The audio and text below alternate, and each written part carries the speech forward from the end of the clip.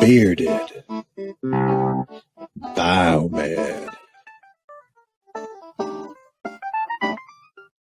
Ladies and gentlemen, welcome back to an all-new episode of the Bearded Biomed. I'm your host, Chase.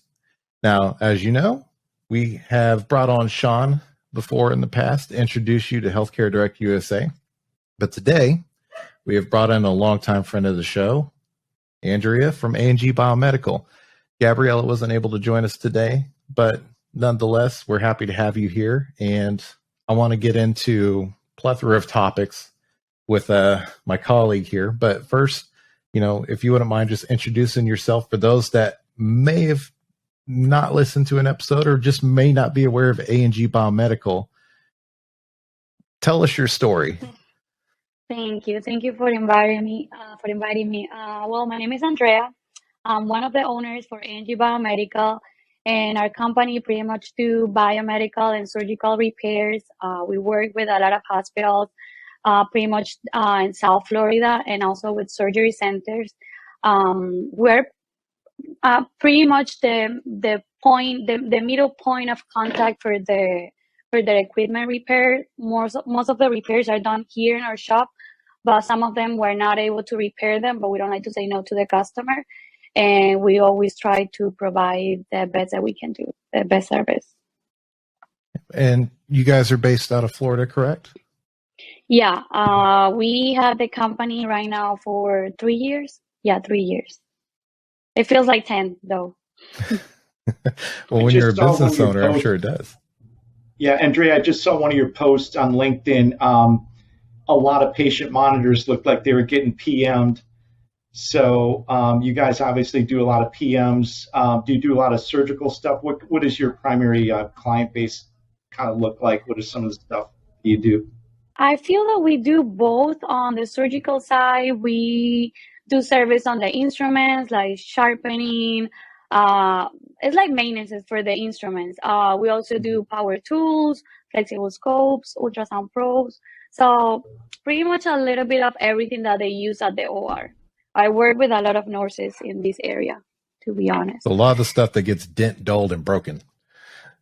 Yeah, it's fun. I mean, my role in the company is only sales. I'm the sales rep. And I tell everyone that Gabby is pretty much my boss. She's here running the company the whole time. So, Andrea, how did you get started? How did you? What got you into the industry, and what got you specifically into the biomed stuff? I think that I'm not here. Can you hear me? Sorry. I think you're good. You're good. Okay, I can hear you now. Did you so I think your video froze on us. Mine? Just a bit. Yep. Yeah. So we were working in another company before, me and Gabby, and then we really liked the field, and we have like another idea, like brand new ideas that we want to explore. And the good thing for us, we were young, we don't have kids, like we don't have that much responsibilities. And we pretty much put all our savings on this because we believe that this will work. And we were like, look, if it doesn't work, we're still young. We can find another job and we will see. But it worked. Thank God. I think you're giving yourself not enough credit. It takes a lot to invest in yourself like that on, what your dreams, what your beliefs are. I mean, for those that aren't in the space of entrepreneurship, it's scary times when you're first starting out. I mean, that especially, kind of just risking all your savings just to go in on something that you believe is a better service model for what you want to do. I mean, that says a lot about you. And obviously it's paid off because here you are 3 years later, expanded customer base, and successful by all accounts from what I see. It is. I remember that when we just started, we have honestly a tiny office. It was like a little room. And then we moved to another one that it wasn't that big either. And our lead tech, I want to talk about him because we never talk about him, but he's kind of like a father for us. When we just start, I told him that we didn't have the money to pay him. I'm like, honestly, I don't have the money. And he's like, you know what? I believe in you. Don't pay me at the beginning, and then we will figure out. And he's still with us. That's awesome. And Andrea, we actually talked about you we talked about you a little bit on our last call, but exactly what Chase said, it takes a lot of courage and a lot of strength and perseverance. And there's just so many categories that you go into when you're starting your own business, because you're giving up that stable paycheck to say, look, I think I have confidence enough in myself that we can do this. But certainly, there is that initial startup period where things can be a little bit daunting at times. And I have a lot of respect for you for doing that, because, it's not easy.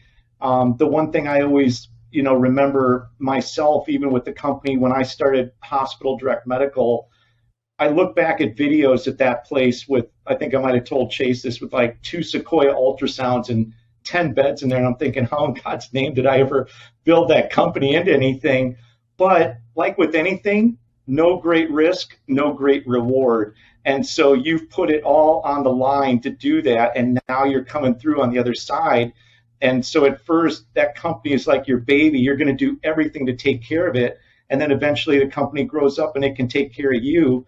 And so you're kind of in that stage now where you've gotten the company up on solid ground, and you've really done a phenomenal job on many different levels.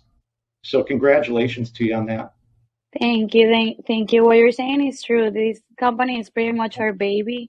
It cost us a lot of things, like a lot of time with our families, because at the beginning we were working 24/7, and we started this company pretty much in the middle of COVID, which was very stressful. But I mean, at the end it worked, and I'm happy with everything that we have achieved so far. I always said to everyone that, because me and Gabby were pretty much, I feel like she's my sister. So I feel that when you find a business partner, you need to find someone that is completely different to you, but at the same time, you're able to solve any issue that you guys have. And I'm not gonna lie, we fight every day, but like 2 minutes afterward, like nothing happened. So pretty much like sisters. Yeah. Well, That's I awesome. mean, And it's that's good smart, too, though. because you each bring in a different skill set, you each bring in a different background, and you bring in a different set of ideas, and you learn to work together and sort of, bring the best of both of you out to achieve that goal, which is to ultimately make that company successful and get it to a point where, there's 10 or 15 more people underneath you that you're taking care of and watching over and helping them, achieve their goals and dreams. No, it is. It is. Now the company is growing, and I'm very happy with everything. The warehouse that we have right now, I was saying that when we started, it was like a tiny office, and then we got another one that was just a little bit bigger, not that much. And I remember that the lead tech was working right there with us. I mean, it was a small place, and right now we have these 2 floors warehouse that I'm really happy to have. But right now we're in the search to get another office and finally get what we want. That's super exciting. So you do repair, obviously. I know, getting towards the fourth quarter of the year, there's probably a lot of PMs and a lot of stuff that has to be done. That's sort of your annual or even biannual stuff, where you start getting all those appointments, where all those hospitals and all those places now need to get all their equipment PM'd. So I'm sure it's going to start ramping up here as we get closer to the end of the year, with all that having to get done before the end of the year. It's been busy. I feel that July, August, and September are the busiest month for us. So in addition to the biomed stuff, do you guys also do medical equipment sales? Yeah, those monitors that I post on LinkedIn that a bunch of people were asking, that was a sale. That was a big order that I was working with one of my accounts. I think that they were in total almost 40 monitors that we sold. Wow. Yeah, it was a lot. Just curious. Obviously you guys aren't just based in Florida. You do business all over the U.S. But yeah, when locating this equipment to get into the right hands for your customers, where do you find some of this stuff? Like what's the business model look like? Because I'm very curious, since I'm more on the servicing side, I don't really have an eye into, how does this work? Well, obviously we work with some suppliers, but everything comes here to our warehouse because I mean, we like to be the person who ship anything to the customer, so we make sure that everything is the best conditions. I don't nothing leave my warehouse if it's not clean, if it doesn't have the right stickers, and like some hospitals they are different, so everything here, I feel that our service is very like personalized. I have some customers that they even ship me their PM stickers so I can put them for them. I mean, some of them they do it, and I know that not all the companies do that. Because when with equipment sales, obviously you got to do your equipment checks and inspections, make sure everything's calibrated, make sure you got all the accessories, make sure you got a fresh battery in there, make sure everything's up to snuff before the customer receives it. That way, when their biomed brings it in, they don't have to worry about doing a repair or coming back to you asking you for warranty parts or anything else like that. And I don't think any company wants to be in the position where you got to, No, we what's ship the word? everything patient ready, and we do it That's the way here to do at it. my shop. Oh, both you and Sean recently went to what was it called? The FIME conference down in Florida? FIME. FIME. Okay. See, I'm learning. So I would love to just kind of get your take on your experience there, because obviously that's your area. That's, your scene. What's that like for anybody that obviously was not able to make it or, might want to go to the next one? Well, this is my third year, and I feel there is mostly doctors and nurses from South America that they come here because everything that I've seen there is like there is a bunch of companies that they have instruments ready for you to pick up, equipment that are patient ready, so people just go there and buy them in the booths. But for me, the experience of going there is just to find suppliers because there is a lot of people from Germany, Japan, China, from other countries and other brands that I never heard before. So going there That's is very a interesting. good way. Yeah, it is. It is. It was big. I think that it was over 700 vendors over there. Yeah. Wow. Yeah. FIME, or Andrea, I know you pronounce it more officially because you probably have better pronunciation, but FIME is really the gateway show for companies that want to break into the Latin American market. So it's really known as the gateway to Latin America. And like Andrea was saying, there's manufacturers from all over the world. And so, I like to go to the show, obviously, to get a pulse on what's going on within the industry. And, some of the things that we're seeing right now is I think it's an increase in a lot of sort of, I don't want to say health and wellness, but different products that are there for physical therapy, rehab. There was a lot of products that I saw that were going to assist people that had gotten done with various types of surgeries. A lot of copper infused products that are going to help speed up recovery. And like Andrea was saying, you can really understand how to be successful at a show by walking through there, because you can see where people are going and where people are staying. And the people obviously that were doing the most business there were people that had a lot of product available for sale.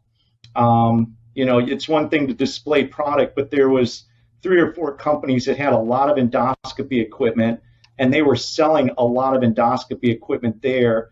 And Andrea, I'm sure that you probably saw some of those, but also a lot of surgical instrument booths were also very busy and selling a lot of equipment there as well. Yeah, those are the ones that I was interested in because, as I said, I work here with a lot of doctor's office and a lot of nurses. We do service and their instruments, and some of the time we're not able to repair them. So I like to have suppliers to be able to offer a repair exchange. I don't like to return anything unrepairable. Mm-hmm. Yeah, and that can be a little tricky sometimes. It was a big show. Why? And I was happy, Andrea, to meet you in person. It was nice to actually meet you and Gabby in person and be able to say hello. That was wonderful. And, you're such a good marketing person. Like you really do a good job of getting your name out there, being in front of people. Obviously, you're working in Miami, but it was nice to see you at the show. And, certainly, people out there in the industry, it's good to meet all these other connections and all these different vendors and manufacturers. So getting out there and being able to spend time with them, as you're saying, is definitely going to have long-term benefits. It is. I mean, Chase, if you said that you haven't been there, I mean, it would be a good experience for you to go. Yeah, I definitely am going to try to make it next year. I have too many biomed colleagues, and of course you and Gabriela that are down there, and just the industry is really booming in Florida in general. So yeah, it's on the bucket list. Regretfully missed this one, but we'll definitely try to make the next one. Yeah, and I believe you understand Spanish, right? Because there is a lot of people that are talking in Spanish on those shows. I do not. You know what? I can order a taco, and I can order a beverage. That's all I've ever needed Spanish for. Really? Yes. Yeah, so, in San Antonio, it's either you speak Spanish or you speak Spanglish, and like I said, it's usually to order a taco. Yeah. Well, so here's Andrea, the same. Go ahead. You go ahead. You go ahead. I'll ask you the question. Go ahead. No, that here in Miami is the same. There is a lot of Spanglish over here. Unfortunately, in my family, the only person that spoke Spanish was my grandfather, and that language just kind of passed away with them. Everybody else in my family is either got Indian or white heritage, so I did not get the skill. Oh. Well, when you're down in Miami, you really appreciate having that bilingual skill. Andrea, I was going to ask you. You were down in Brazil with your mom, spending some time with your mom. So yeah. Do you speak both Portuguese and Spanish? No, at all. That was a trip just for vacations with my mom, and we picked Brazil. But no, and I was having a hard time there, like trying to understand them. And at some point, because Spanish and Portuguese are very similar, but it's not the same. And at some point, I said that I only speak English, because if I said that I speak Spanish, they will start talking Portuguese very fast, and I'll be like, wait, what? Slow down. Yeah, no, but it was fun. It was fun to see my mom. I mean, my mom lives in Venezuela and I live here. So we only see each other once a year. And because of COVID and everything, it was like a year and a half without seeing her. And I mean, I work too much, but I like to try to make some time for my family, even though that all of them are in my country. Mm-hmm. Are you from Venezuela? Yes, I'm from Venezuela. I've been here for 7 years now. Wow. Yeah, and I'm not going to lose my accent. I try everything. No, don't ever lose it. I think it's unique, it's wonderful, and there would never be a reason why you'd want to lose it. You want to sound like everybody else. Exactly. Exactly. Plus, yeah, I guess. Such a great skill. I mean, it's just, I spent a lot of time in San Diego, obviously a very large Hispanic community there, and a lot of time in Baja California, but I just wish I had done a better job of really learning it. However, when you just get dropped into the culture, and I can tell you, if I spent more time in Miami, I would definitely be doing a much better job to really get better at speaking Spanish. I know a lot of words, it's just structuring more of the sentences, but in this day and age, that is an absolute blessing and a great skill to have, and it's one that I really need to develop and get better at. So the fact that you have that is really a blessing. Yeah, I mean, it's a plus. I'm not gonna lie, especially here down in Florida. But I have some customers, especially up north, that sometimes they have some issues trying to understand me. some of them are already used to. Yeah. So what is the goal right now for A&G Biomedical? So technically, you are regionally located in South Florida, but I think one of the posts you said that you had clients and customers in Texas, and obviously you're growing and expanding the company. What are some of your thoughts on expanding your market share and growth? Where are you trying to go, and what are your goals right now for doing that? We have customers in other states because we work with a lot of the VAs, the Veterans Affairs. So I feel that we have customers everywhere right now, and like I want to grow, but to grow I need more people in my team. And right now we're working on another project, so I think that will be by the end of the year when I start adding more people to our team. Because I think that I told you when I saw you at FIME that it's just me and Gabby running the company. I mean, we have a team, we have more employees, but it's just us, the decision makers, and doing all the projects and everything. So it's a lot, especially for me since I'm doing sales, and like for Gabby that she's running everything here, plus the projects that we have to grow the company or our website, other things that we have going on. So it's a lot. Let's see if by the end of the year I start adding more people to my sales team. Yeah, I mean, as you grow, you got to add people in it. Now to talk about our selected beverages for the show. What? Well, before we do that, how about we raise a glass or a cup or a bottle? This is really embarrassing over here, but yeah. To A&G Biomedical for all the success and continued success. Salute. Thank you.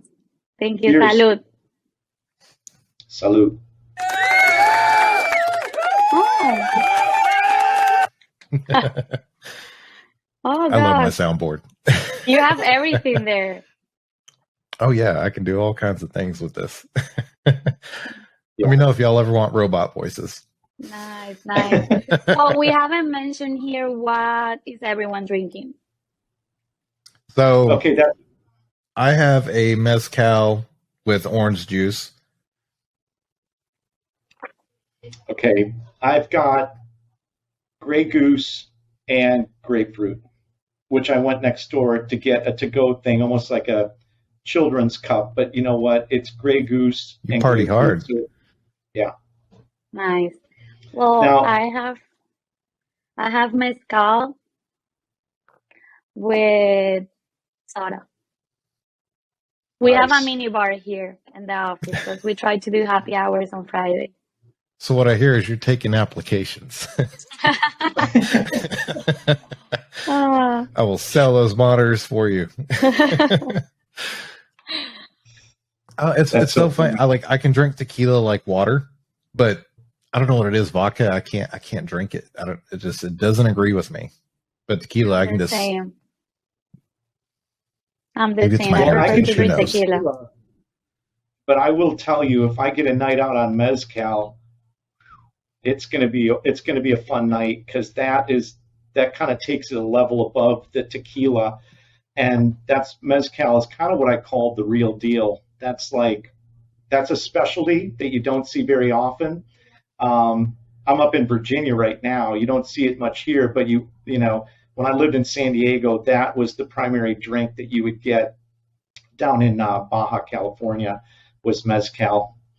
Well, I like the family and the culture that comes behind a mezcal as well, because you have, almost like it's generations that are making and putting this product out, and by me buying this and obviously loving it, but it's supporting those small farmers, in Mexico that are, putting this out generation after generation, and they have already, kind of just found their niche and their special way of, taking care of the agave and putting it into a bottle. It just kind of makes it unique. There's really the only thing I could maybe contribute that to would be Scotch, just because, every Scotch distillery has their own kind of process and their own kind of distillery that they do for the liquor. But yeah, I love obviously the taste, because who's not going to drink something they don't like the taste. Yeah. Yeah. I mean, there's something you get from a mezcal as opposed to like just a blanco that's, kind of just tastes just so filtered. I might as well just be drinking water. This, I get smoky. I get, sometimes some vanilla or some cinnamon. You get little nuances that you won't get with just a standard tequila that you get in a mezcal. And Grey Goose, I guess if I wanted to throw up, I'll drink that, but I can't do it, man. I just can't. It's the only, maybe Fireball would be the only one after that. Well, the funny thing is when you're in Virginia, this is like bourbon country here. Like, yeah. If I was a true, like Virginian, I'd be drinking bourbon or something else. But it's interesting that you bring up about the mezcal and supporting families, because the mezcal capital of the world is actually Puerto Vallarta, and that's where you've got all the agave farms. And I was actually down there in February, and we were able to do some tours and go kind of see and meet the farms and the farmers. But that's where they grow a lot of the agave for the mezcal and the tequila. That's on my bucket list, man. I want to go to Mexico and just eat. You haven't been there? No, not yet. That's a must. It's on the list. It'll probably be because I'm going to Japan next. But after that, I might be Mexico, because I got to get every al pastor, stall and every, mezcal I can have. Mexico's definitely on the list. Well, if you go, you want to go to Puerto Vallarta if possible. Anywhere in Mexico is a good place. But if you want to drop in on the capital of mezcal, that would be a good location and a beautiful place to visit, as with anywhere in Mexico being a very beautiful country. Andrea, any suggestions on where Chase should go to visit Mexico? She travels more than I do, so I'm sure she does. No. I've been only Cancun, Playa del Carmen, Tulum. It's a nice area. Tulum. Yeah, Tulum's beautiful. Well, my first vacation was my honeymoon, so I'm not very well traveled. Oh, yeah, you said that. I remember your post. That was Hawaii. That's not even out of the country. But that's awesome. Well, Chase, didn't you do any travel when you were in the Army? Yeah, but not to anywhere nice. Afghanistan and Africa. And not the nice parts of Africa. I'm talking like Liberia, Monrovia, Sanaquilly, like places that, you don't go to a resort to. But yes, as we get older, we kind of just want to just like take it all in, before we meet our untimely death. I'm going to go dark there. So, yeah. You got to drink a shot of mezcal after saying that. Yeah. No, I love traveling. I try even for the weekend, or maybe I go Thursday night and then I come back Sunday morning, but I like traveling. I feel that traveling is therapy. With the theme as well of traveling and going to different countries, and then, FIME, I'll just call it FIME. I'll make my own word for it. All the different countries that have, business and medical device services and biomeds and, just the medical industry in general across the world. I feel like, just based on the emails and messages I get, and then, just talking to different people, I feel like there's such a disconnect between America's medical industry and then every other country as well, besides maybe them coming in and approaching us. Like, I feel like we need to do a better job at making a network. That way we can all kind of share information and build a community together. Because there's so many people out there that are out there, they may not have traditional schooling doing biomed work, but they reach out to me all the time asking, hey, how can I come here to the US to do biomed work? Or, do you have a manual for this? Like, I think we just need to do a better job at doing outreach, especially, to Latin America, which is just south of us. We should have better relations with them. I don't think we need to have a conference or some big swanky event to, build that camaraderie and that understanding of one another. We have the resources nowadays with social media to do that outreach. And hopefully as time goes forward with this podcast and then the other partnerships that we have going, we'll establish, a network where we can all lean on each other and support each other. Doesn't matter if you're American or, Chinese or Russian or, anywhere in South America, Venezuelan, Brazilian, it doesn't matter. We should all be able to lean on each other and support each other. Yeah, at the And I end it's kind the of feel same like, field. I mean, the same industry, and it would be nice to have that Mhm. connection with everyone there. You know that at the MD Expo, the one in Atlanta where I met you, not everyone knew about us, about A&G Biomedical. And since me and Gabby are Hispanics, most of people thought that we were doing business in South America, which is funny because we don't. And that's an idea that I've been having in my mind. Eh, Not No, yet, but yeah, you will be. yeah, no, but that's definitely on my list. That's actually and Andrea, that's actually a huge benefit that you've got having that Latin American heritage, especially from Venezuela. I know right now.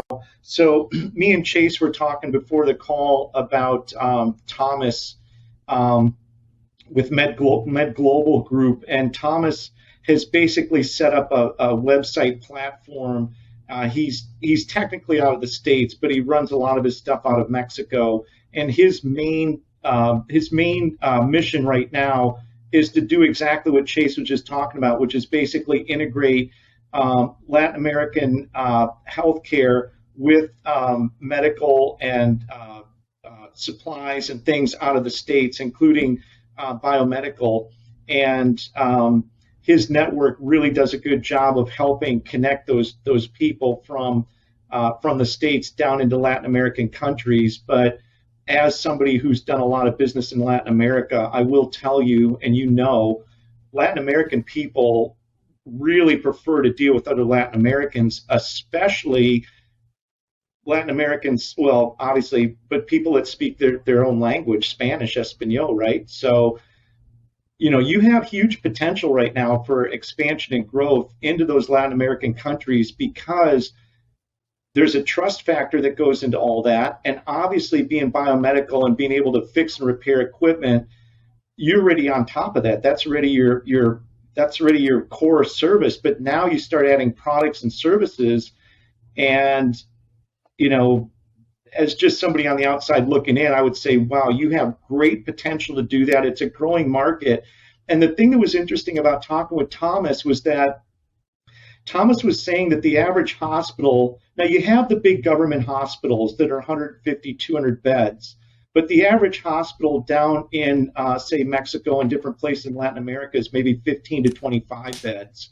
So they don't have the same budget to buy in large quantity. So whatever it is that they are getting, they have to really make sure that they're getting what they're paying for. And obviously, it's a scary proposition to be in Latin America and buy equipment in another country and really hope that you're getting what you're paying for, because you don't really have the money to make a mistake. You have to know that if I need, we'll just say patient monitors, because you just had a bunch of those, but if I need 10 or 15 patient monitors with ECG for my ICU department, I've got a person like you, Andrea, that I can contact and know that this is what your primary core business is taking care of equipment and servicing equipment. And obviously, if you're doing it in the States, you're going to do a great job for anything that you're going to send down to me. So that's a growing market, and you're very well positioned right now to really help do exactly what Chase was saying, which is sort of bridge the gap and start helping people source and get equipment from the States that they know is high-end, good quality, and in very good condition, ready to go when they get it. No, that's an idea that I obviously have in my mind. The thing is, that's a business that the first time you have to do in person. So in my case, I will have to travel to Peru, Mexico, Colombia, whatever place that I decide to start, and actually visiting hospitals in person and work on that. And that's a full-time job that I have in my mind, because I have this thing that I'm very, very competitive. And when I put an idea in my head, until I don't do it, I won't be okay. So it's in my mind. I'll probably start working on that in a year or two. but I want to start working with Latin America because, of course, I mean, I'm Hispanic and I want to grow my business over there too. Well, when you're ready to pounce, let us know and we'll connect you with the gentleman because he's already built the infrastructure. Oh, really? The idea now. Yeah, he's their digital magazine reaches to over 110 different countries at least. Oh, well, Very much so in Latin America. Yeah. I'm also going to help lead that charge to outreach to them because I'm tired of the separation between America and everybody else. You know, we have our regulators, we have our accreditors, we have, you know, multiple entities that do everything they can to, you know, oversee and regulate and, you know, put guidelines for biomeds specifically because this is what I care about, but the medical industry as a whole. The days of us being so sequestered to where we just have to, you know, work between one another, you know, within our country are gone. We have an ecosystem in the medical industry now to where manufacturers are in different countries. We have suppliers that are in different countries. We have biomeds and just the entire labor force is spread out across the international landscape. So why don't we recognize that and let's start putting in the work to establish those chains of communication, and you know, we'll all be better off for it. It might lead to us having better support for things. It might be able to allow us to support, you know, communities that don't have equipment to, you know, be able to supply medical support. You know, there's countries out there right now through like the Mercy Ship program and you know, a couple nonprofits that, you know, donate equipment or, you know, might have different programs in place to support these different communities out there. I want to extend a hand, and I like the idea through what Med Global has in place and then what your passion is to reach out to Latin America. Like we should be able to, you know, have the system in place to where if they need something, hey, I'm looking for a monitor or, you know, maybe any type of equipment that you guys supply. Hey, I know who to get it to. I send it over to you. You take care of them. Boom. And it's like, you know, a seamless transition. Right now, it's kind of you know, scattershot.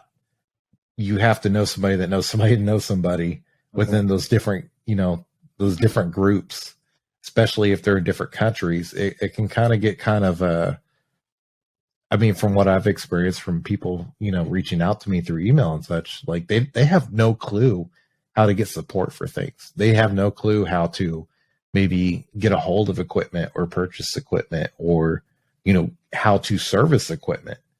So, you know, this is 2022. We have so many different avenues of knowledge and communication and sharing of, you know, our experiences that shouldn't be a problem anymore. So I like the idea of us kind of banding together and building that community, which is kind of, I would say is almost what our mantra is, right, Sean, with Healthcare Direct USA through Healthcare Socials. You know, we want to have a platform to where everybody can communicate with one each other that is in this industry and this industry alone. And we don't have to funnel through the different industries and share that space. Like the medical infrastructure space, the medical device specifically is, you know, I think the last year when it was calculated, it was like an $800 billion industry. You know, we're catching up with the whole medical industry as a whole. You know, medical devices, the way healthcare is provided across the United States specifically, you know, nowadays, I mean, what case are you going to do where you're treating a patient where a medical device isn't involved? Right. It's non-existent at this point. Like we are entrenched in healthcare specifically. And it's time that we kind of build that bridge and build that community and build that communication network with across the world and have like a cohesive understanding of one each other and what our needs are and help each other. Exactly. I totally agree with everything you're saying. And, you know, it kind of, first off, it ties back in with Latin America. It also ties in with Africa. Those are two regions that are very quickly growing. But, what's happening right now is that you're seeing an influx of equipment coming out, and medical equipment companies are having a hard time figuring out how to make those connections overseas. And so there's a lot of equipment that has a lot of value that's not finding its home in a good place in Latin America or in Africa or any other country that needs it. And it actually circles back, Andrea, back to you, because people really want to know that they're getting what they're paying for. They want to know that they're getting quality equipment. And when your key thing is biomed, that's already taken care of. Like, I will tell you, being in sales and marketing and being in this industry for a while, some of the biggest accounts are landed from the service industry. They're not landed through coming in through a traditional sales platform. They're coming in through the platform doing sales and service, and then they know, wow, these people do sales and service, and oh, by the way, I can actually buy equipment from them. And when you do, you already know the sales and service is included, because that's really what your primary thing is that you're doing. And with platforms like Thomas being out there to sort of bring these types of people together, like Chase, Andrea, you really don't have to travel into these Latin American countries. They can see, that's the key thing also about what we're doing right now is video. And if you're not doing video, you're in serious trouble, because video, number one, is a platform that gets international traffic. Websites can penetrate various markets within the United States, but that's what I do for a living, and that can be a little bit of a challenge. But ultimately, what you're trying to do is you're trying to convert a visitor into an actual phone call. Nothing's going to do that faster than video. And Andrea, I'm so grateful that you're here today, because you get to know people by getting a chance to talk to them and spend time with them and get to know their background and get to know what they do. And when you're doing it on a call or you're doing it through video, you're getting a much better understanding of kind of what people's background is, what they do, and what they're good at. So, hey, Sean, you froze for like maybe 10, 20 seconds. Oh, man. I thought I was still doing fine, and I thought she froze, but I froze. Did my audio freeze too, or was I still talking? Wait, give me 1 second that I need to move the AC, because I don't know why it's hot in my office. I'll edit all this out, of course. Okay, I know what just happened. Give me just a sec. I'm going to go get my phone charger. My phone died. My hotspot died. Give me just a sec. Oh, that's why. Ain't no mountain high. Oh my God, this drink, it was too strong at the beginning. I'm feeling pretty good. Well, I guess that you're having a drink almost every day. No, not every day. Every other day. Yeah, it just depends. We'll see what happens. People. Oh, it's been crazy. I've probably recorded like 6 podcasts in the past couple weeks. Oh, really? So, yeah. One week I did 3 back to back. I told Myra that we were doing a podcast today. She's like, oh my God, I'm so excited. Let me know how it goes. Were you able to hear anything that I said, even though my screen froze? No. Let's just assume no. It was such a wonderful little chat that I was having with myself.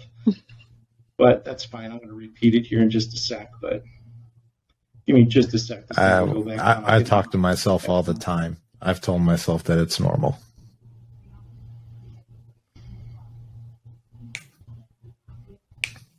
Now that you said the sad that, part is I ran out of my beverage. Now that you said that, it's funny because today I was talking to a customer and then he started talking, but he was talking to himself, and I'm like, wait, are you talking to me? And he's like, no, I'm just talking to myself. I do that the whole time.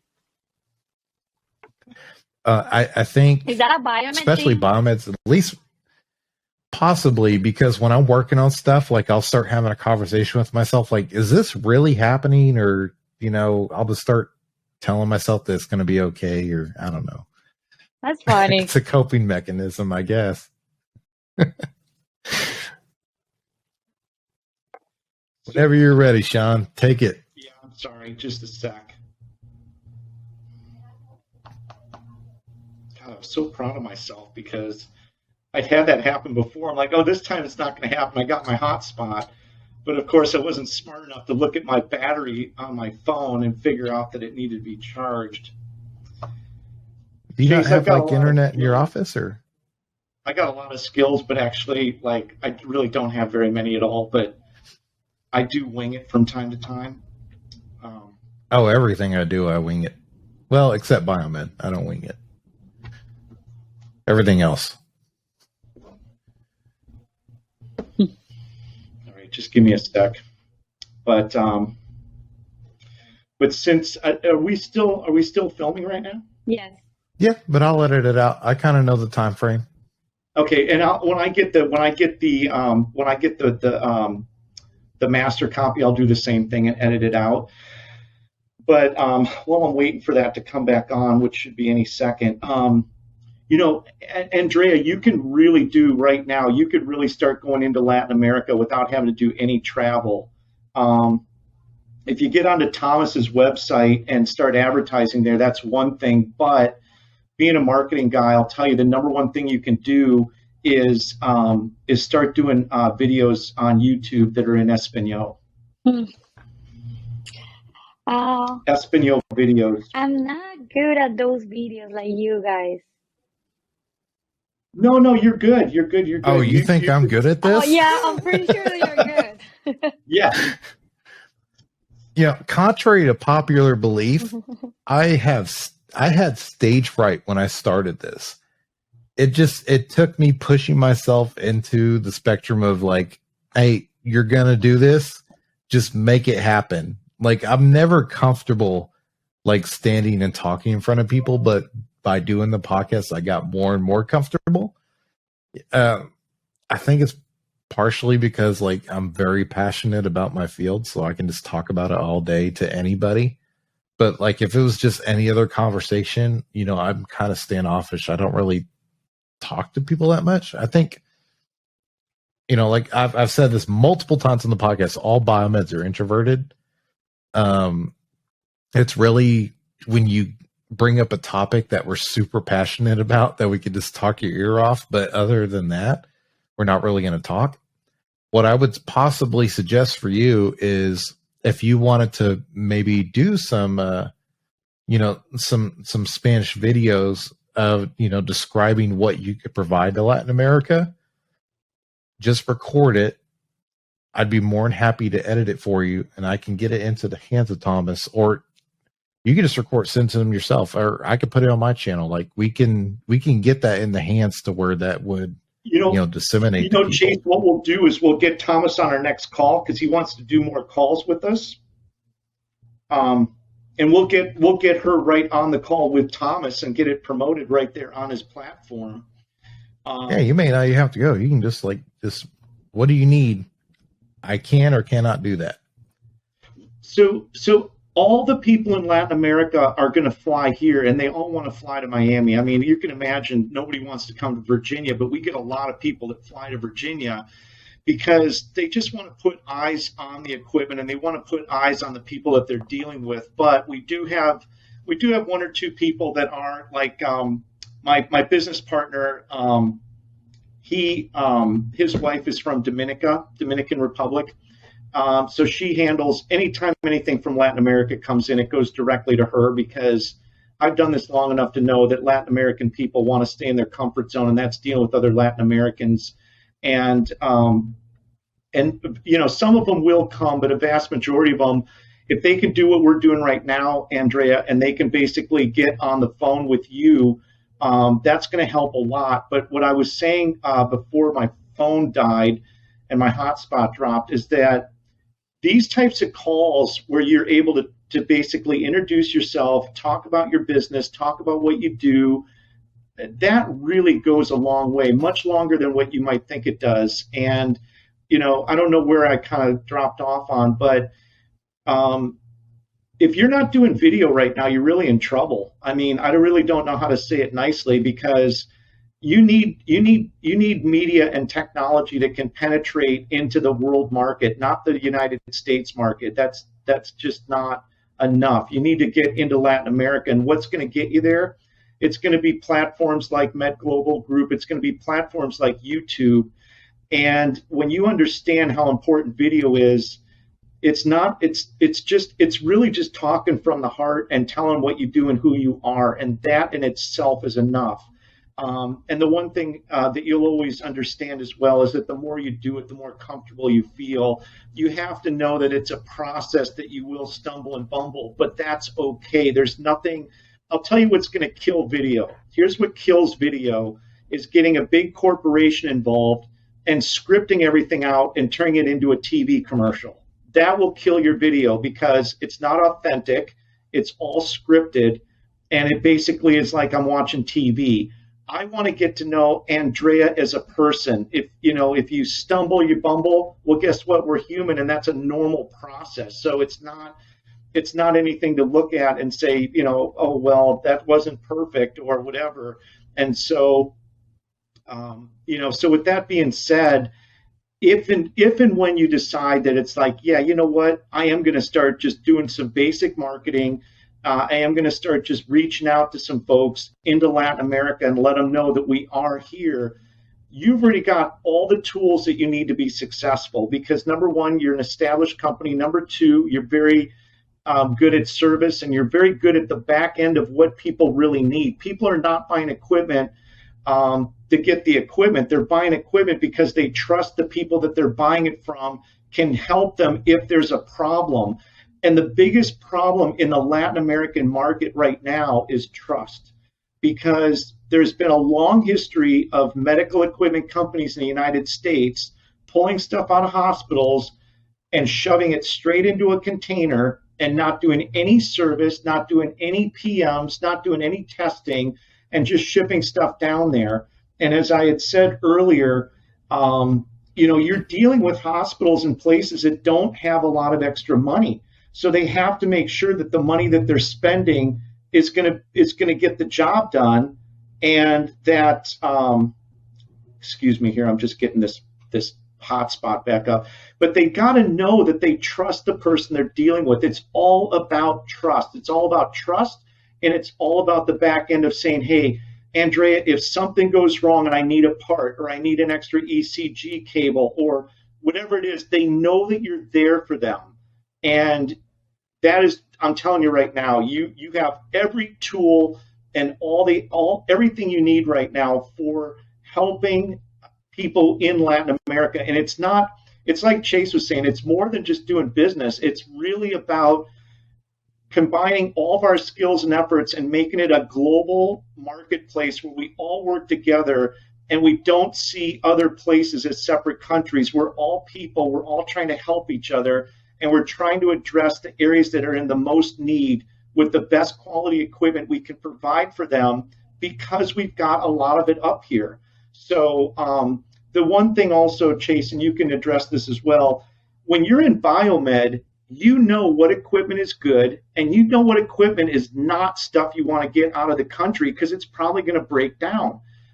There's certain models that I know for beds, I'd rather scrap them than put them in a container and resell them, because I know if I send those beds down to Latin America or Africa or anywhere, they're troublesome. We were talking beds the other day, right? And I'm not going to name them, but Chase, I have a very good idea. I don't feel like having a libel suit. Yeah, and it's just not fun. It's not fun to send stuff overseas and then there's issues with it, or something's not working right, or whatever it might be. So even here in the company, it's annoying to have something back and forth. So imagine something out of the country. Mm-hmm. I mean, I feel like customer service has been like the main thing for us. We've lost money in the past just to keep the customer happy, because I don't like to do a one-time business that I sold equipment or I repair and they're not happy, and then I'm like, okay, deal with that. Even if I have to lose money just to keep the account happy because I want to build a relationship with the customer, we will do it. And that even happened to us a couple times with some companies that they sell equipment and then we're like, look, the software is not compatible or this is not working. And they're like, oh, I'm so sorry. There's nothing that we can do. I mean, that's not customer service. And for me, that's a one-time business with that company because I don't work like that. Right. So they're actually, oh, go ahead, Sean. Go ahead, Chase. So well, I was going to say sometimes it's the stuff that goes sideways that builds the most value because people don't care what you do when things are going right. They want to know what you do when things go sideways. And when you stand behind your brand and you stand behind your product and you've got those kind of values where your customer is more important than you making money, then they really know who you truly are as a company and as a person. And you know, unfortunately, that stuff does happen, but it's not that it's going to happen. It's how you deal with it when it does happen. And that's what makes a real business a business that's going to be there forever, because that's when they know if stuff gets into the weeds, I know Andrea's there to get me out of them. Sorry, Chase. So no, you're all good. So I think this is an interesting topic point because let's be frank, the medical industry right now, the medical resupplier is booming.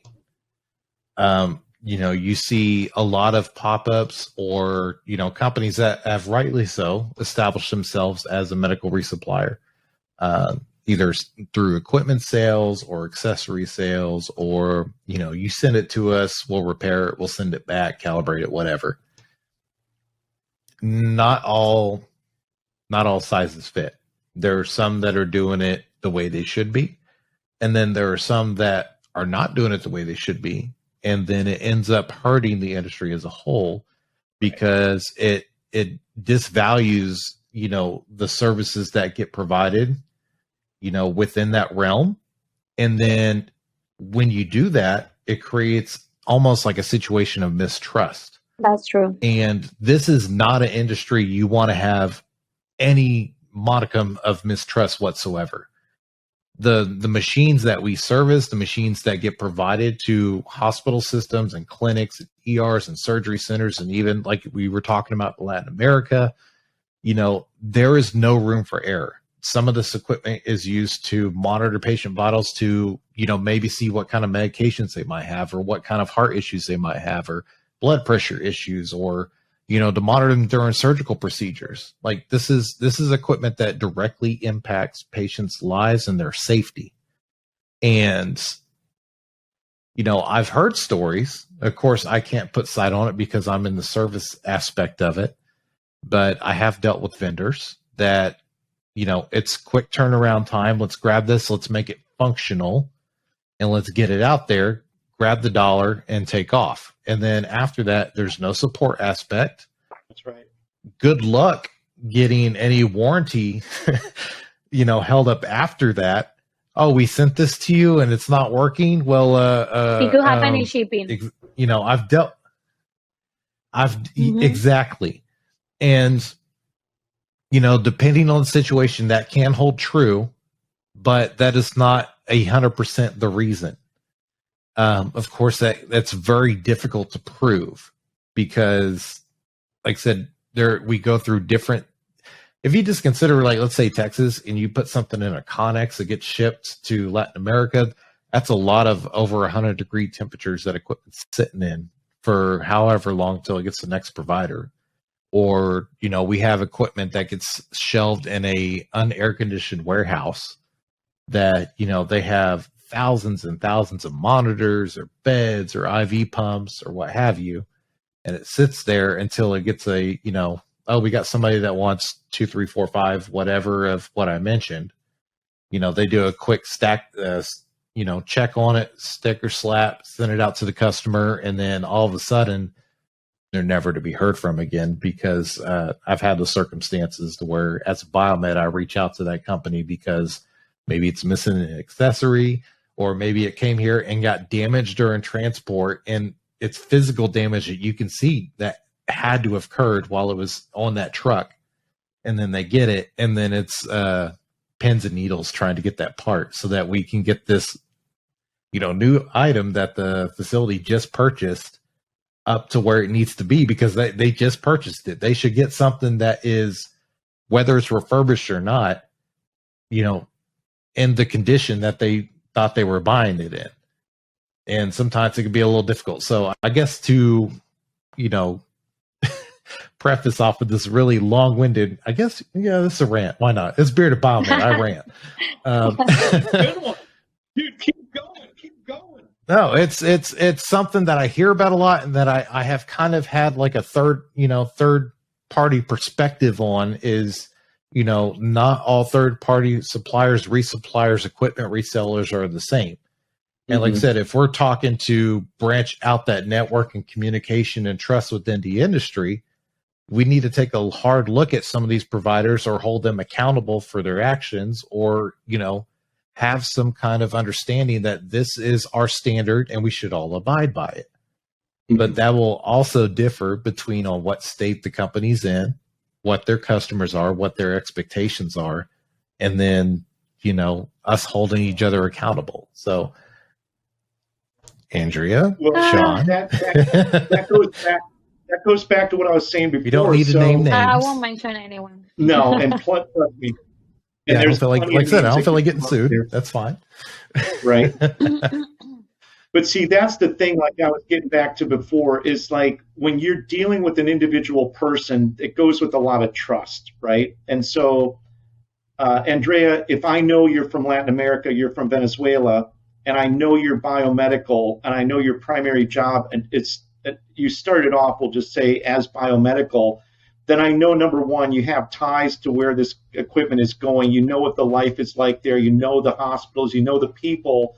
But you also obviously know the service part of it and the back end part of it, which is making sure I'm taken care of if something goes wrong, because it is a very scary experience to take that limited budget of money that you've got, send it over in the States. So, Chase, you make a great point. And to build on that, or just to add one additional thing, one thing that Thomas has done with Med Global Group is he's making vendors on that platform honor a warranty, right? So he's making the vendors that are selling equipment into Latin America give out some type of warranty to avoid what was happening. Now, I don't see it happening like it used to, but back in like the 2005 to maybe 2015, maybe right in that time frame there, or maybe even earlier going back, there was a lot of equipment that was sold by medical providers in the States where they didn't have biomeds, they didn't have a lot of that, and they didn't do good testing. They sold equipment.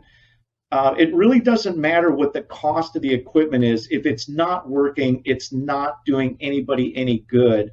So it's, in some cases, it's worth the charge a little bit more if it means getting the service done and giving the equipment to somebody like Andrea or Chase and saying, PM this for me, test it before it goes in a container.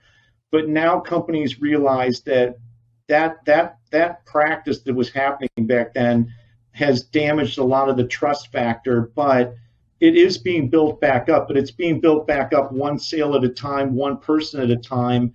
And Andrea, I keep putting this back on you, but you're the perfect person that can build those bridges, because you've got the skill set, you know what equipment needs to be like, and you're already in the service part of it. So, for people out there that are looking for equipment, they can put their faith and trust in you and know this is your primary business is sales, well, service technically, but also, anything that you're sending out is going to be fully PM'd and ready to go. It's going to be patient ready. Yeah. What you were saying about companies doing that, it happened to us in the past. And as I said, I'm not going to have my customers suffering like, oh, wait, let me check with the supplier. I'm waiting for a part. They're checking. I don't like to do that with my customer. At the end of the day, I want to keep my customer happy, and then I will deal with the whatever supplier that I'm dealing with. But it's tough. It's tough to win customers' trust. And that's why I said that customer service has been like a main thing for us as a company, and that's what it helped us to grow. I agree with that. And while I've been sitting here and listening to Sean, I thought of another rant about medical resupply. Dude, hold on. Before you do on that rant, can we do another toast? Oh yeah. I ran What? out, man. Oh my God. You drank fast. Hey, Bearded Bomb gets down. Dude, we can take a break if you need to go back over to the cabinet and get a little more pour. You know, that's not a bad Or you idea. can get another shot So- if you have a shot. We'll wait for it, brother. There You we guys go. chat it up real quick, and then I will get a refill, and then Thank you. we'll continue on this other rant I have for you. Well, that's perfect. That's perfect.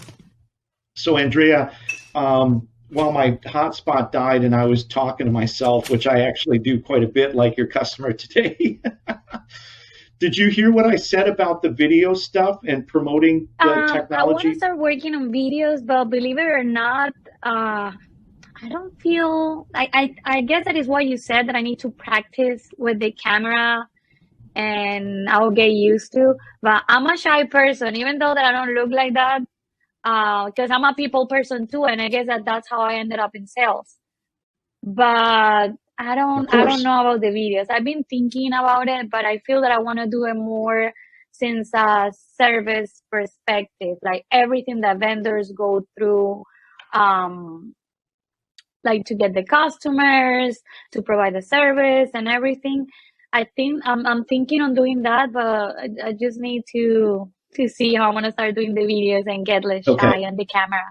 Okay, so I'm going to help you with this because this is my background. I mean, I don't have very many skills, but marketing just happens to be one of the very few I do have. The number one thing you could do is, you could basically talk about some of the equipment and just do the videos and just talk in Espanol. You technically don't need to be on the camera, right? So you could go back in the warehouse and just pick it up and say, here's a group of monitors that we've just PM'd. These are the Dash 5000s. They've got, blood pressure, ECG, SpO2. You don't physically have to be in front of the camera. The key thing is just showing, work that you're doing, documenting stuff that's coming in. Hey, we just PM'd these surgical tables, or we had a sterilizer, an autoclave that just came in. The main thing really to start off with is just talking about the equipment, what the features are, and then just in Espanol, and then titling everything in Espanol and just targeting that for you to physically do kind of what we're doing, which is just hanging out and talking. That can be a little bit awkward and challenging if you're not used to it. I've got hundreds and hundreds of videos on YouTube, and I don't think you'll see me in any of them. Like, I'm always behind the camera, and all I'm really doing is demoing and talking about the equipment and what the features are. And then there's obviously times where maybe I am in front of the camera, very rare, because that's certainly not my skill set, but it's really about building a database. It's about building a library of content. And so maybe one day it's patient monitors, then the next day it's autoclaves, and then the next day it's whatever it might be. And what you're doing is you're really trying to build to get yourself to a 15 to 25 video profile on your channel, because now all these videos, people go to one and they see another, and they're like, oh, wow, these guys really know their stuff, because I just saw on a patient monitor, now I see this. And it's not necessarily that you need to be physically seen in the video. It's more about the people speaking Spanish can actually understand what you're saying and really get an understanding that, yes, in fact, you guys do a lot of repair work, a lot of service work. And anybody that's buying equipment in Latin America, they all want it out of Miami. Every single person that's buying equipment wants it shipped to Miami. You're already in Miami. Obviously, A&G, now being in 3 years in business, has got a very good reputation. I love the fact that you share those stories about stuff going sideways and you're actually going to lose money, but in order to maintain your honor and your pride in your business, you're going to take a loss at that. And honestly, that says so much about you as a person and how your company runs.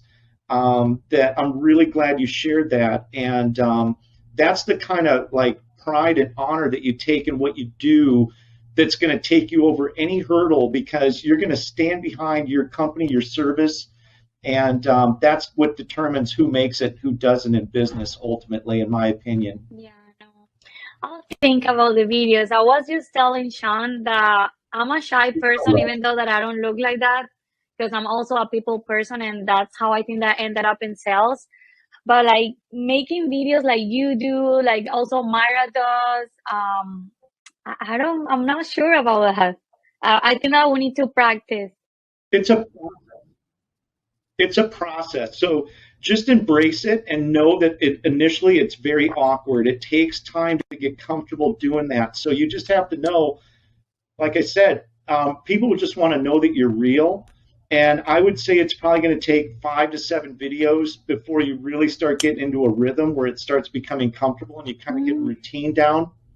And you basically always start off identifying who you are, and you always leave a call, what I call a call to action. It's like for more information. If you've got monitors or you're looking for monitors, call us, A&G Biomedical. Look at our stuff on the bottom of the website. So it's a process, but embrace the fact that because that's normal and natural, and that's the way I started. I did not start off. I mean, I still make a lot of mistakes, and there's just some of those days where I'm just not firing on all cylinders. But I know it's part of the process, and I just sort of embrace it and say, look, I mean, ultimately people get a chance to kind of know you and your personality. But I want to go back to Chance's rant, and I do want to kind of do our toast. Yeah, I am back. I want to know, are you still on mezcal? Chase, what do you think about the video? So getting into the video space was something that I actually kind of avoided, for the better part of when I started the podcast. I mean, if you remember, for the most part of this, and I started it December last year. It's been audio up until like a month ago. And the only reason that I bit the bullet and started investing in the sign and the camera and the software and me actually willing to show my face was people wanted to see me talk, which is kind of crazy to me. But, it's the part of it was, I kind of got some comfort being able to speak into a microphone and knowing nobody could see me. Different. It was that helped me at first get over my stage fright and get more comfortable talking, because I put it in my mind like I was just either talking to myself or just speaking, out into the wind where nobody would ever hear it, even though I was actually purposely recording this. And then, like I said, it was just, I had person after person after person at Amy at the MD Expo emailing me or messaging me, dude, you got to get on to, do video podcasts, because you're already, voicing what we are all thinking in the field. And like, that's kind of a lot of weight on my shoulders that sometimes too, that it means a lot to me that so many of my listeners kind of, see me as like maybe the voice of the industry, but that's not like, I don't see it like that. I just see it like, I just love talking about, what's passionate to me. And like for you and, coordinating that to Latin America, or just maybe expanding your customer base, a 2 to 4 minute video, just talking about whatever, you're trying to market about A&G Biomedical can go a long way. I would have never imagined I'd be in this position today, because it's I've done a couple videos. It's still, I did one for the HTM week, and I did that one for the MD Expo, and I think that's it. 2. You know the Biomed girl. You know exactly who to ask about making videos, because she was doing it before. I know, a but lot even of at the us were. MD Expo, she was like recording videos and everything, and I was like, "Keep me out." I don't know. I'm really looking forward to when I do get back out to the conferences, because like I said, I do plan on being at the one MD Expo in Houston next year. And I want to do like a live video podcast where people can sit down and it's like a real live That would be radio great. show. You know, I got my sound effects and I can interview people and people can ask questions online. And hopefully by then, at least 2 more people will know who I am. So there'll be 2 more people listening. That's funny. So while I stepped away, I did refill my drink. Okay. Now we can thankfully do enough. salud. And We can do another salute. Cheers. Salute. So you got 2 people drinking mezcal and 1 guy drinking vodka. There's something wrong with this picture. Like, I will tell you when we get back together again on our next call, Yeah, we I will be should. drinking mezcal. I'm yeah, I don't know going what to you're step doing. up A great my goose, game buddy. because you guys have clearly set the bar high, and I have not achieved. I only drink tequila or scotch, and you know if it's liquor wise. If it's not, it's beer. But yeah, tequila or scotch. Otherwise, I don't mess with it. To get back to, I guess the rant I was going to go on Let's hear is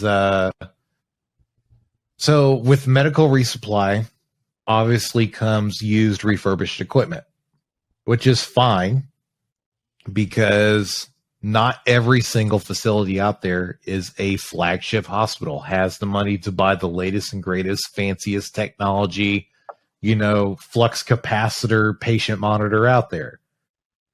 And I am absolutely supportive of that. I mean, majority of the equipment I work on is actually decades old. Because a lot of the equipment in doctors' clinics and ERs and surgery centers, they just can't afford it, you know, because a lot of it's private practice. And that's all fine and well. My issue with the industry is more, you know, let's say a OEM obsoletes a particular model of whatever their type of equipment is. It could be a hospital bed, could be sterilizer, could be a exam chair, patient monitor, suction pump. I don't care what it is. Everything gets obsoleted at some point. The going rate within the medical industry is that, you know, typically equipment turnarounds every 5 years or so, depending on, you know, what manufacturers want to push out to the public for them to ingest and, you know, spend money on. My issue is typically when a OEM decides to obsolete a piece of equipment and they decide to not support that equipment with even tech support, literature, parts, whatever. Usually when that happens, some third supplier or reseller will come out, buy everything that's left over. And they have a grasp on what the market pricing is for that particular model. And sometimes whenever they, you know, get somebody to buy that equipment, since they have complete and, you know, utter oversight of what that part is going to cost, a lot of the times that part is 50, 60, sometimes almost the same price as what you can go and buy a new monitor for. And that puts, you know, facility administrators and directors and what have you in a very interesting position to where, you know, they have to leverage what they're going to spend their money on. Or it might even be too, you know, we have all these patient monitors and other equipment out there that, you know, while we may have the parts available right now for biomeds to install and calibrate and, you know, keep it alive, how long is that going to last? So you might be selling a patient monitor or something that, while you may have the parts now and the availability through any of your suppliers, it's already limited because that equipment's obsoleted. So I'm just curious, like from your guys' perspective, as you know, you've been in the realm of equipment reselling, and what is, I guess, your take on, you know, equipment that obviously might be obsoleted or end of life from a manufacturer?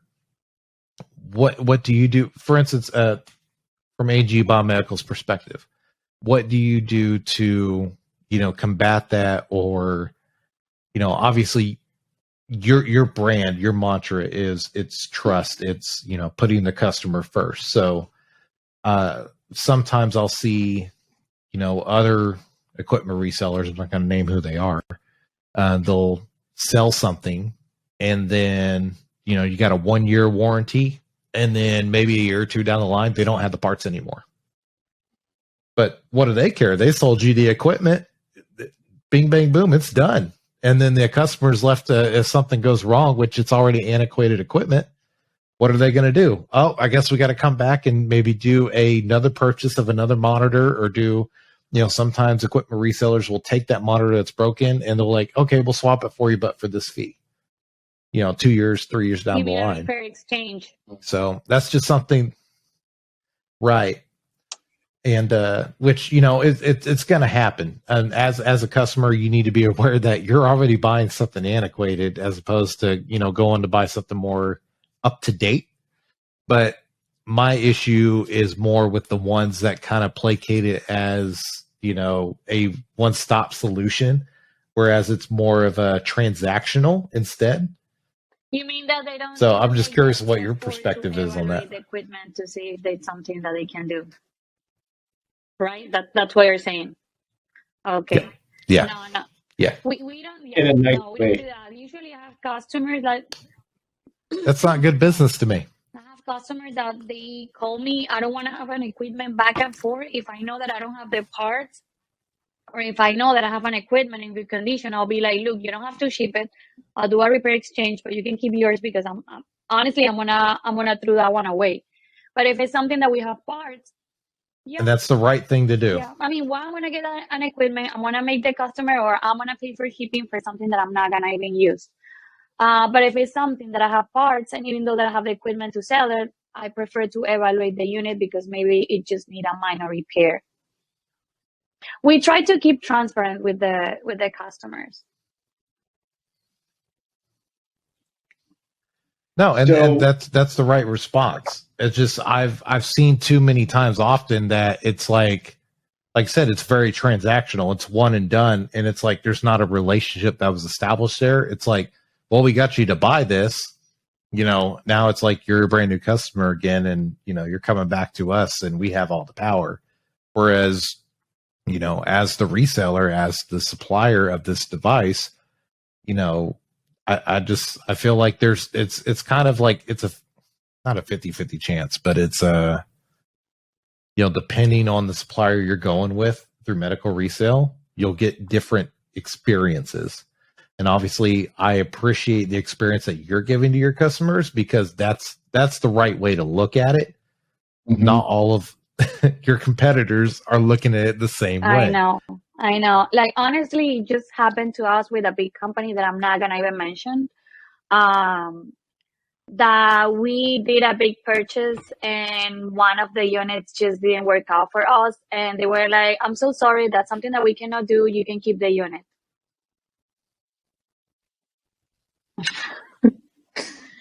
That was it. I'll tell you from a biomed perspective. We don't want it. From the biomed perspective, the worst sentence that ever gets coming out of our mouth, I guarantee makes every biomed want to throw up inside their soul, is that I'm sorry, we don't have access to the parts, or we can't fix this because of this, or this. It makes us feel like we're useless because we can't, get the customer what they need. Yeah. And like I said, some of this is placated by some of your competitors that do this out in the market. I kind of feel like there should be some kind of understanding, like, okay, you're buying this equipment that is been end of life for at least 10 years.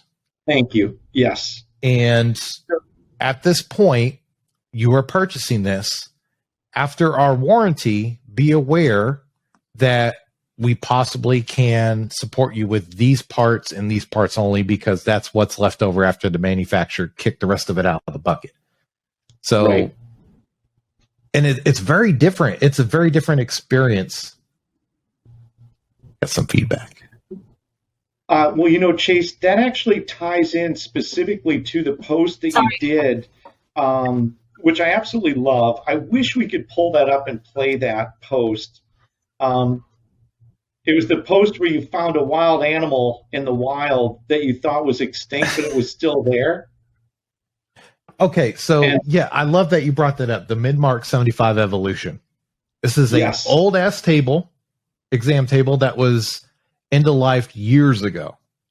But yes, you go into any doctor's clinic, even some, maybe ERs might have this table, and they're still alive and kicking. Very well made table. However, the OEM has since end of lifed it.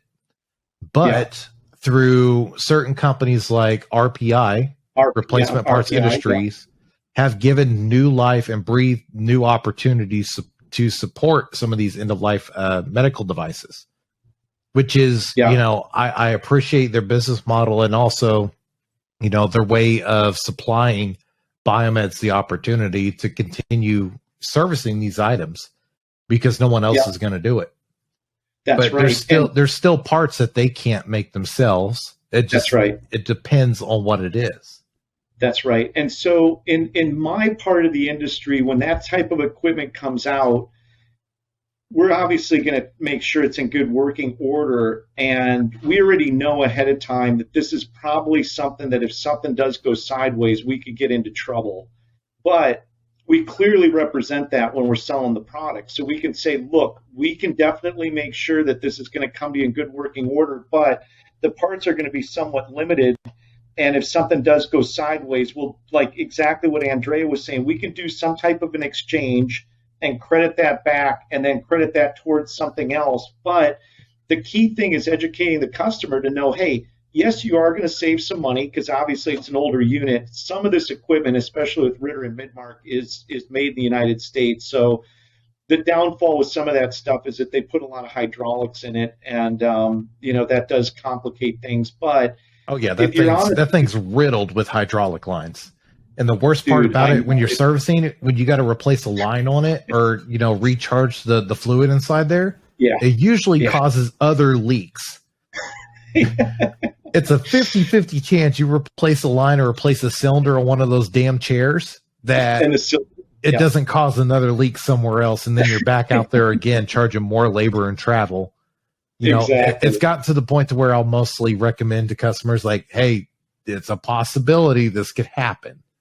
And see, that's the key thing is the knowledge and education, because sometimes you're dealing with customers that really don't have that much money, and you can tell them, look, this will save you some money, but however, here's the risk of what could possibly happen, and that's that the parts are somewhat limited. And like I was saying earlier, we're all in the industry. You guys, especially on the service part of it, what products are out there that have a tendency, keyword tendency, to go sideways and have issues. And when you're dealing with some of the older equipment that's got a lot of hydraulics, I swear you're trying to prep me to have more rants.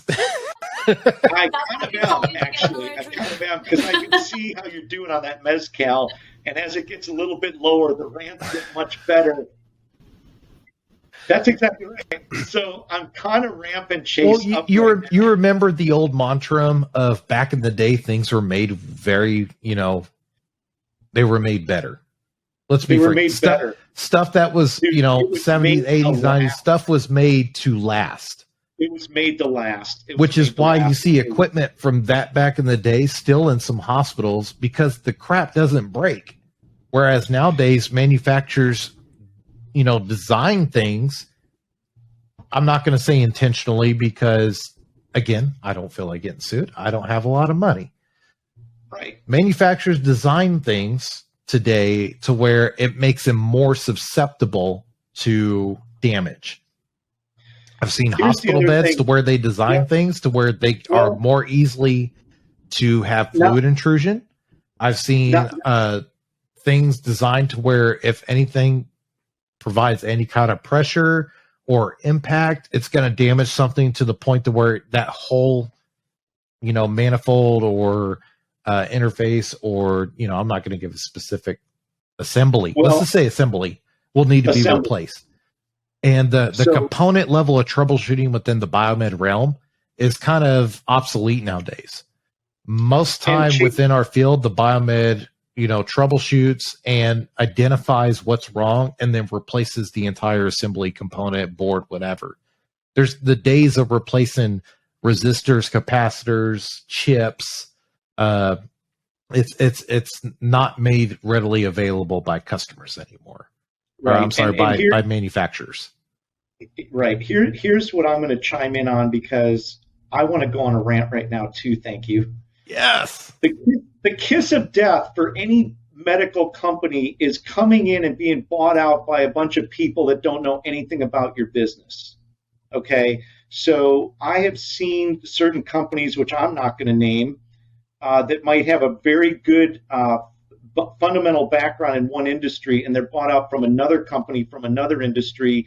And now you've got a bunch of board members that are sitting out in lollipop land talking about how they're going to increase shareholder stuff, but yet they have no idea of the basic core production going on within their facility. So they're more interested in releasing a product to impress shareholders, to bring in revenue, than they are to actually do true market testing and really making sure that that product is going to be durable and last. Well, we brought that specific notion up on the Amico episode. Yes. And remember, it's manufacturers putting out the latest and greatest shiny new object that is just a repackaged, a brand new type of equipment, but it's the exact same internals with the shiny new wrapper on it. They didn't do anything to improve or, patient safety or function or add new technology. Maybe they've renamed something, rebranded something, but it's the exact same piece of equipment with just a new wrapper on it. Yeah. I know products that are out there right now, that have been put out there, let's just say over the last 3 to 5 years, where they had to get them out because they want to impress shareholders, and they said, we got to get this new model out, and it's got to be the newest and nicest thing. And nobody in that boardroom could go in and explain what that product is, because they're not from the industry. They're just a bunch of, titles and names of people that are, majority of them probably overpaid, quite frankly. They wear ties, sir.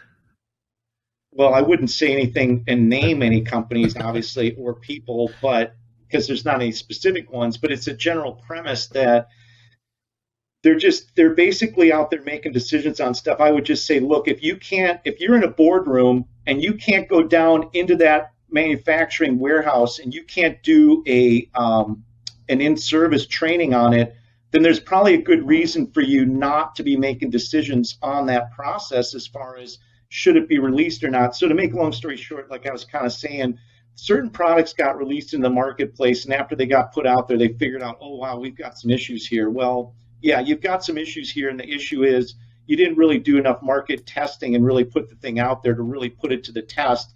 And once the end users started doing that, the hospitals or whoever, they figured out, yeah, there are some problems. And so maybe it would have been a little bit more prudent to just do a little bit more market research or testing, or really just take the thing out and really put it to the real test. Whereas I know other companies have pushed releasing products for years because they have found a potential bug or something that might be detrimental to causing a lot of service issues, and that they've held off on releasing that equipment. So, some of that does happen, but as a bystander, I would just say I'm on the sidelines up in the grandstands, and I'm watching what's going on in the playing field, and I know who these companies are, and I see the products they're releasing, and I know who's in their boardrooms, and I can see that some of these companies have people that started off as salespeople that have worked at that company 30 or more years, that know what it's like to be a salesperson, that know what it's like to be at the ground level and know the product very well. And some of these people are people that came in from other industries that have a very fancy title and position, but quite frankly, really don't know the product or what their service people are doing, or really have, like, they're people that really need to get out of the boardroom and do a show on Undercover Boss, and either go in with a disguise or just go in and say, look, I really don't understand this and I need to understand it better, so that as a company we're making better decisions. And when we make decisions in a boardroom, we really know how it's going to affect the people that are in the trenches that are really making this company run. Andrea, I have one question for you. Is there anything within your space that you think the industry could do better or improve upon that you do not quite agree with? That what's something that you've experienced or you've noticed that, you know, we just need to take a look at ourselves and just notice like this on the is vendor side something or that on the we could customer? improve upon? Like, what are I your feel that pretty much expectations what we were for your talking space? about it. Honesty is very Yes. important in this industry. And I feel that there is some companies that they do whatever it takes just to get the business the first time. And then when you need service or when you have problems with warranty or you have any other issue, they just disappear. They don't pay attention to it. They said that they don't have anything to do with it. And that's something that for me, since I also deal with vendors and I also deal with customers, it's very, very annoying because, as I said, customer service is the first thing for us here. And believe it or not, I don't know if like with hospitals, but I see it a lot. So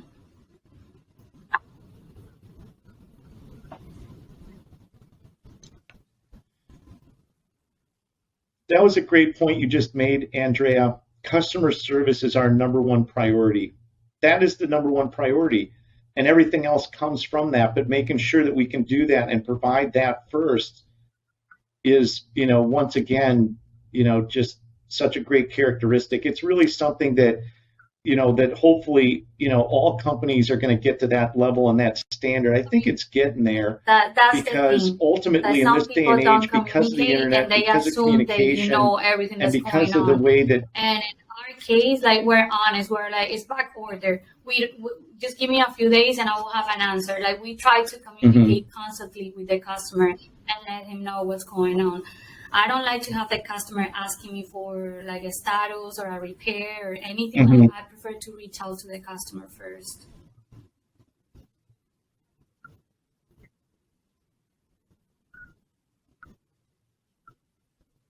I think, you know, just as a business person with other business people, the number one thing that I'm really trying to make sure that we all do, not me, but just companies in our company, is stay ahead of stuff before don't let it get to a point where a customer has to call you. So Andrea, that's an excellent point. You call up to get a part, you find out, hey, it used to be a week to get this part, now it's 2 weeks. But instead of waiting for the customer to call and say, hey, where's that part at, you immediately find out and you're reaching out and you're getting out ahead of it and heading it off, but you're maintaining that line of communication, which in turn then again builds trust. And then it in turn keeps it from becoming an issue because rather than calling you back in a week saying, hey, did that part come in? You've already gotten in touch with them and notified them that because of the supply chain or things going on, it's going to be a little bit longer, but I just want to take a minute to let you know that we appreciate the business. And as soon as that part gets here, we'll be there. That is such a big element. And, you know, that's the kind of stuff that I think, you know, I know for iMedical, that's stuff that I'm really pushing to make sure that we're doing a good job of that. And that's the kind of thing where a company has to make a commitment and say, we're going to have a full-time customer service staff, and that's their job. And even little things like, hey, your item just shipped out. You know, you've got companies like Amazon that have set the bar. So, I mean, quite honestly, I'm just sharing this because we're all in business together. I don't want calls from customers asking, where is my stuff? When I get a call like that, I want to just take whatever's close to me and throw it right through the wall. In this day and age, if you're not on top of that and that's not a priority and you're not keeping out in front of stuff, those calls keep coming in and they're easy calls to address, but why wait for that call to come in when you could be forward thinking and address it and maintain exactly what Andrea was just saying, that level of communication directly with that customer. 10 grand. For us, it's the same because at the end of the day, it's our customer and we provide the same service to everyone.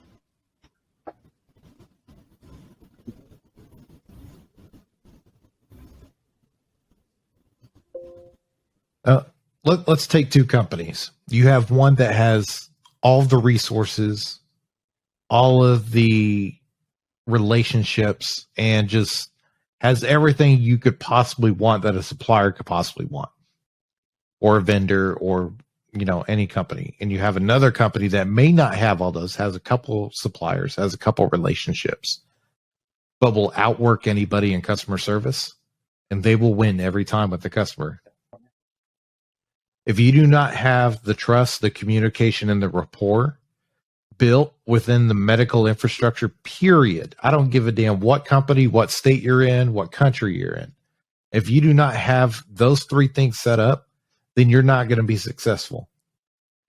This at the end of the day, no matter what facet of the industry you're in, our goal is all the same. Our goal is to optimize patient care and to ensure that patient safety is utmost importance. If you're not in the business or the ability to ensure those two things, then you shouldn't be doing business. And at the end of the day, if you're compromising patient safety or not elevating patient care, then what are you doing? And there are a couple of companies out there that are looking at it from a metric standpoint of, how much money can we wring out of this customer, next forth, so forth and so forth. But, that business model does not last that long, especially with the industry. While it may be broad into the billions, the hundreds of billions of dollars, our industry is very small. Word gets around really quick of the business and the practices that you envelop within your customers and then also your partners. And if you're not willing to abide by what those customer expectations and better business practices require of you, and, just at the end of the day, being a decent human being to, ensure that you're going the extra mile, to ensure that you're making sure that your customer at the end of the day has everything they need, just in general, it doesn't even have to be medical device, just ensuring that, they know that you got their back, that if they need anything, they can call you. Customer support is end all be all. I mean, there are OEMs out there that you could call them, you could email them, and you won't get a response for 48 hours. Well, some of this equipment cannot wait 48 hours, period. So if you don't have that system in place, then I don't know what you're doing in this space, because this is not the the medical space you want to be in general, because you're not going to be successful. So, and Chase, the thing of it is that a couple things. First off, there's a lot of choices out there, right? So if you don't get the job done, there's plenty of other places out there that will get the job done. So you have to really take really good care of those people you do have. But also, we're in a very unique time right now, because there's a lot of OEMs that have very long production times, right? So, I know, without mentioning certain names, but there's many companies out there, if you're to order stuff right now, you're going to be on a 4 to 5 month wait list, minimum of 90 days just to get the equipment. And so, to kind of go back with what Andrea was saying, let's say as an example, the part now, instead of being there in a week, is there in 2 weeks. But you reach out to the customer because you figured it out after 48 hours and you said, hey, by the way, this part for this monitor or whatever it might be is going to be a little bit late. However, I do have a that could be planning I can bring over to you that'll help you in that transition out of phase. Our pockets, like, we don't charge to the customer if we know that it's an emergency, or if it was something that we said that we'll have it by Friday and for some reason we couldn't. And that's what customer service about it. Like, think about the customer first.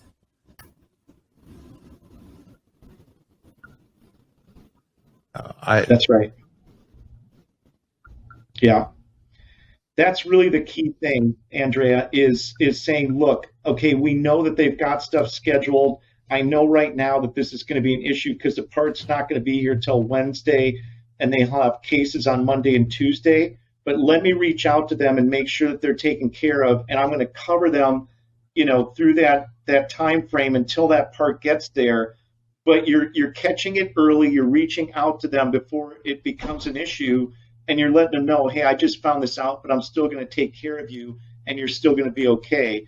And when that part comes in, we'll swap out the loaner for something else. And that's Chase, goes back to your point of just saying, look, customer service and making sure that we're taking care of these people, and ultimately taking care of the patients and making sure that the patient care is not going to be compromised.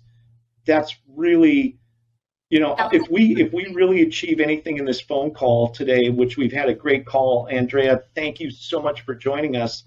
I think that's really one of the main things that really is going to come out of this, is that customer service is your number one priority for running a medical company, and how you do that is ultimately going to determine, where you're going to sit on the on the scale as far as being measured as being a good company or a great company. Large plethora of just the industry as a whole. I think we hit a lot of topics and hit them hard, which is what I like to do on this show. So I really appreciate you being on with us. Sean, as always, I love just conversing back and forth with you, because you have industry experience. Andrea, you are coming in from just a different perspective and bringing new life into the industry. And then obviously I'm just sitting here in front of a microphone talking to people. But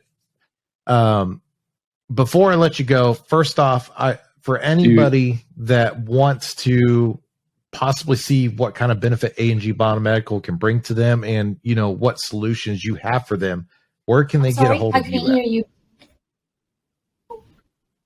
So where can anybody that is looking for what you provide, where can they go to get a hold of A&G Biomedical to get the services they need to make sure that they're ready to go? Service at agbiomedical.com or through sales at agbiomedical.com. They also can go through our website, which we're still working on it. It's been a long project, but it's www.agbiomedical.com. So pretty much, as long as you can type A&G Biomedical, exactly, and you know how to spell, you'll be in the right place. When I create my email, I was thinking my name and my last name, and then I was like, it would be a hard time for me. I mean, we can shorten it down to understand Rincones. Let's keep it. Yeah, it's good. It's good to simplify. So, lastly, every episode since I've premiered on YouTube, I've pretty much thrown out a new segment from the show. To kind of tantalize the viewers and the listeners. For this show, I would like to premiere one of my segments, which I've thrown out so many already, but it's the review segment. Good, bad, I don't care what it is. If you write in or give a review or rating about the show, I will read it, because, I don't care. I have thick skin. You're not going to hurt my feelings. At least until I turn off the camera, and then I'll cry in the background. But before I let y'all go today, let me go ahead and get this segment going. One beer, one review, a quest to survive them all. Oh my God, I love that video.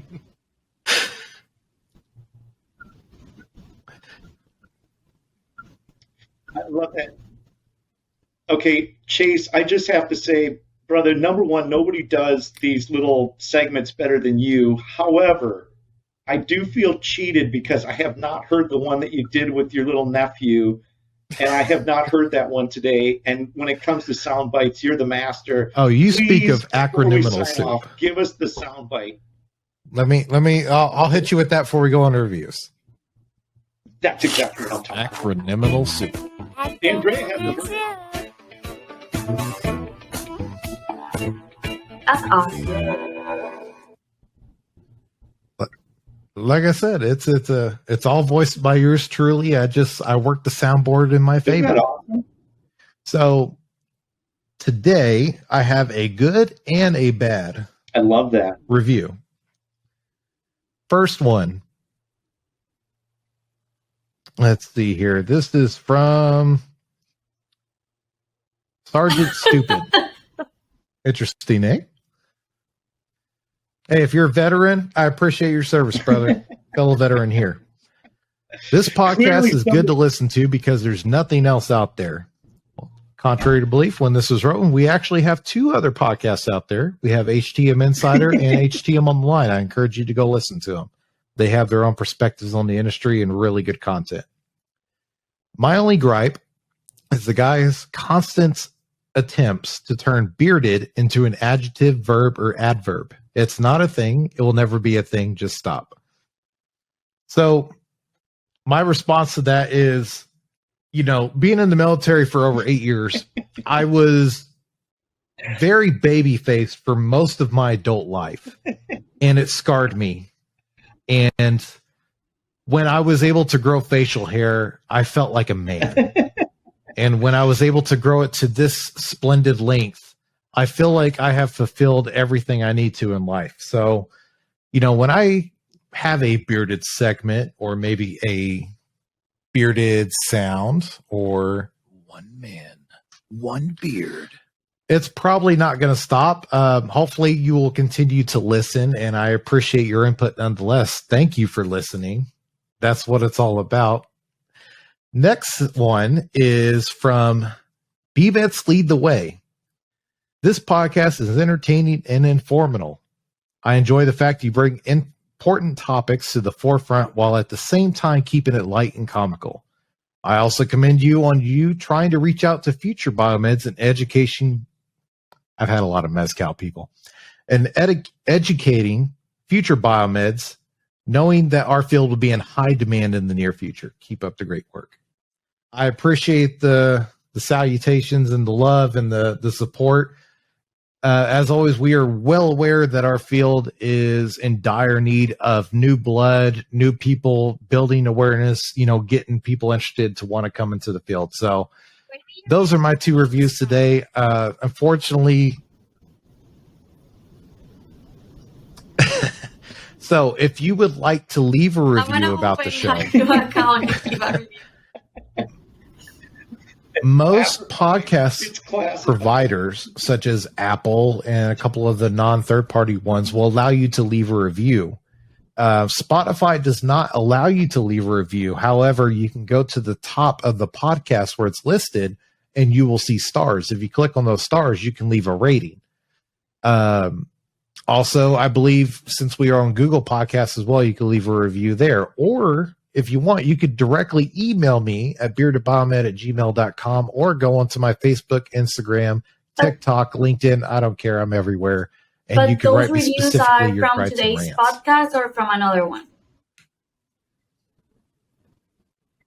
So those reviews are from April of this year that were put onto Apple Podcasts because one of my main venues of providing the podcasts are on Apple Podcasts. I wish Spotify had reviews available, but, I'll take what I can get, for people to maybe hurt my feelings or, maybe say something nice to me. Either way, I encourage you to leave a review or rating because it might just get you some airtime on the show. So,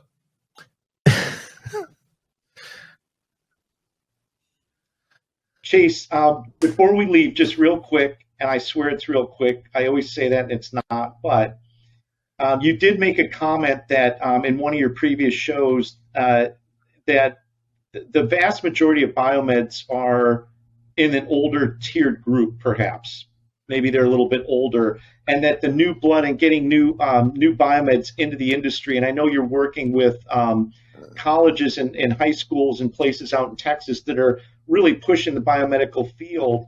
And so getting that new blood is in there. But also the other thing you did say is that it was primarily a lot of men in the industry. So Andrea, you are basically really helping the industry, number one, showcase women in the industry, which I think is fantastic, and also bringing that new blood into the industry.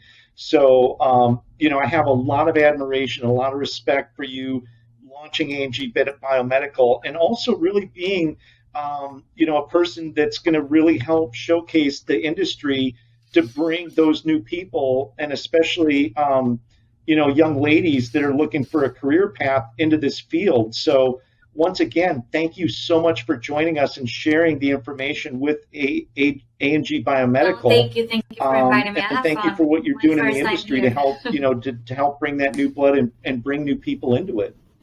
I'm sure you'll be back in the future. I mean, we kind of got a rapport at this point. Like Sean, to caveat what he said, we don't have enough females in this space. The woman biomed, I think we're roughly at 7, 8, maybe 9% if we're getting generous within the entire field in the United States, which that is unacceptable, period. If you look at people that are of, the women gender, they hold positions of director, of vice president, president of AMI. They have entrepreneurship to where they're running companies. This is certainly a space for women within the medical device industry, period, to, not only be successful, but lead the charge. And I would highly encourage anyone that, may not know what they want to do, or, maybe needs a little bit of extra push and encouragement to decide, if they have what it takes, or, have the support to get into the field in general, whether you're on the sales side or the biomed side, or, somewhere in between. It doesn't matter. Male, female, you can be successful nonetheless, especially in today's, industry as it is, because we recognize the value that a woman leader brings to the fray. So, Andrea, as always, I appreciate everything that you and Gabriela bring to the table. I love having, these conversations with you guys. I appreciate everything you bring to the industry, your passion, your fire for wanting to do right by the customer. Will never fall on deaf ears with me, because at the end of the day, it is about the patient, the facility, the customer, to ensure that we're doing right by them. So, thank you very much for being on today. It was fun. And it's been a pleasure. So do you have another sound or another music to close? So,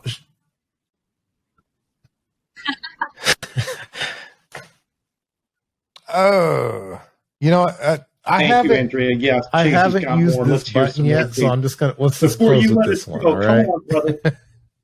Look me square in the eyes and tell me you love me. Thank you. Patient monitor broken, nurse saying we charged it. Biomed walks in with a smile, plugs it in, takes a bow.